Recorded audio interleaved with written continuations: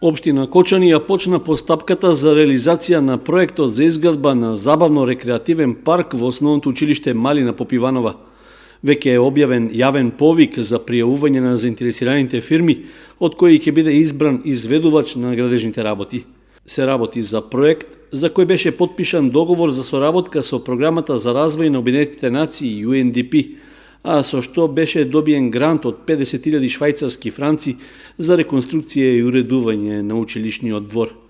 Проектот за паркот во Малина Попиванова ќе се реализира преку програмата за јакнување на општинските совети, што е финансирана од Швајцарската агенција за развој и соработка и се спроведува во 18 општини во државата. Граѓаните кои минатата година учествуваа на форумот во заедницата во Кочани, како најприоритетно го избраа уредувањето на овој парк.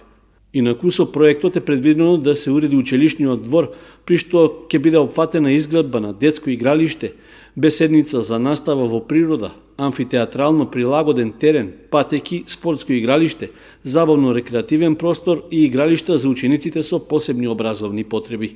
При тоа ќе биде искористена површина од 10.000 квадратни метри, а целта е да се подобрат условите за социјализација и инклузија на учениците и жителите од мултиетничка, мултикултурна и различна социјална средина.